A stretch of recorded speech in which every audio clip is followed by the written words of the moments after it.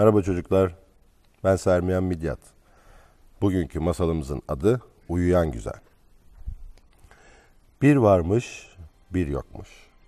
Uzak mı uzak diyarlarda çok mutlu insanların yaşadığı bir ülke varmış.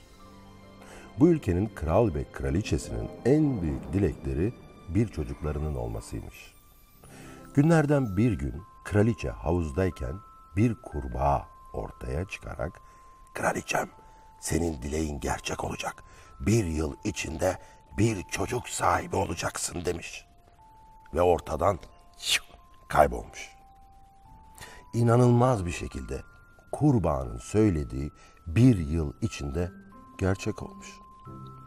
Kraliçe gerçekten çok güzel bir kız çocuğu dünyaya getirmiş. Bebekleri o kadar güzel, o kadar güzelmiş ki güzelliğiyle adeta sarayı ışıl ışıl aydınlatıyormuş. Bu yüzden ismini Aurora koymuşlar. Çünkü Aurora ışık demekmiş.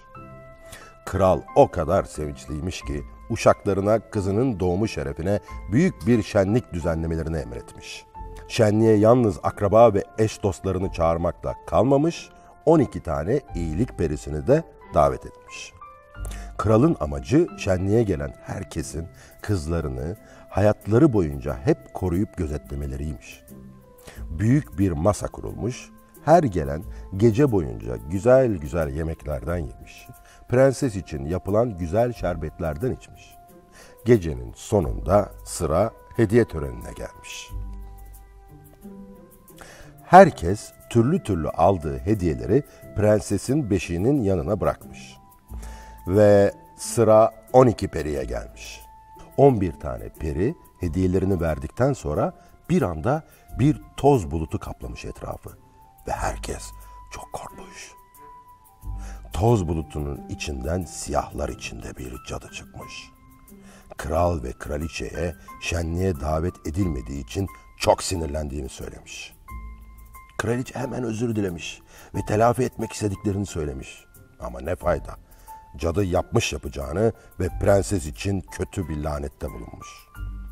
Prenses 18 yaşına gelene kadar çok mutlu yaşasın ama 18 yaşına gireceği gün batmadan eline bir iğne batsın ve derin bir uykuya dalarak bir daha hiç uyanmasın demiş. Daha sonra hemen geldiği toz bulutunun içinde kahkahalarla kaybolup gitmiş. Bu laneti duyan şenlikteki herkes prenses için çok endişelenmiş. O sırada prenses için son hediyeyi verecek olan 12. peri demiş ki, "O zaman ben de prenses için diliyorum ki 18 yaşında cadının laneti gerçekleşirse eğer bir prensin prensesi öpmesiyle lanet bozulsun ve prenses uyanabilsin" demiş. Haftalar ayları kovalamış, aylar yılları. Derken prensesin 18. yaş günü gelmiş, çatmış.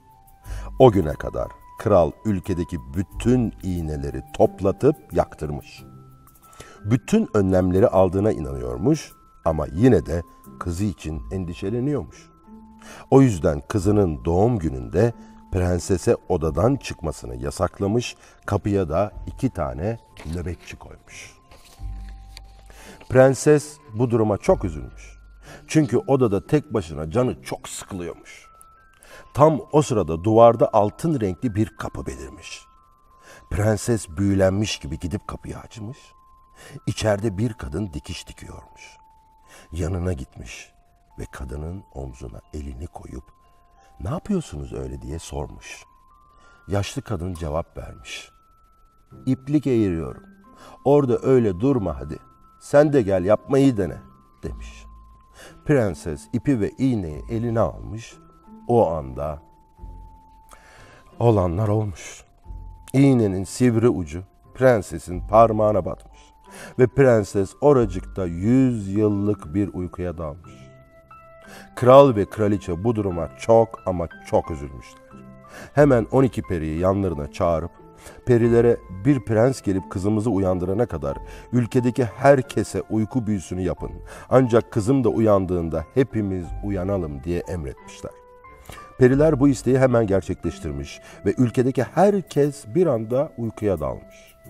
Zamanla bu hikaye diğer ülkeler arasında yayılmış ve prensesin adı Uyuyan Güzel'e çıkmış. Aradan yıllar geçmiş. Günlerden bir gün başka bir ülkede yaşayan yakışıklı bir prens sarayın yakınlarından geçiyormuş. Merak edip terk edilmiş gibi görünen sarayın hikayesini yanındaki askerlere sormuş. Onlar da daha önceden duydukları Uyuyan Güzel'in hikayesini prense anlatmışlar. İyice meraklanan prens hemen sarayın kapısından içeri girmiş. Bir bakmış ki sarayda herkes, ama herkes olduğu yerde uyuyormuş. Sarayın içine gezerken kapısı yarım açık bir kapı dikkatini çekmiş. İçeri girer girmez güzeller güzeli prensesi yatağında çiçekler içinde uyurken görmüş. Güzelliği anlatıldığı kadar varmış. Prens o kadar çok etkilenmiş ki hafifçe eğilip prensesin alnına bir öpücük kondurmuş. Beklenen olmuş. Perinin seneler önce yaptığı iyilik büyüsü gerçekleşmiş ve prenses uyanmış. O uyanınca saraydaki herkes bir anda uyanmış. Kral ve kraliçe hemen prensesin odasına koşmuşlar. Prens olan biteni hepsine anlatmış ve prensesle evlenmek istediğini söylemiş. Prenses de bu teklife evet deyince kral ve kraliçe onlara 40 gün 40 gece düğün yapmışlar. Onlar ermiş muradına, biz çıkalım kerevetine. Gökten 3 elma düşmüş, biri uyuyan güzelin, biri prensin, biri de siz çocukların başına. Hoşça kalın.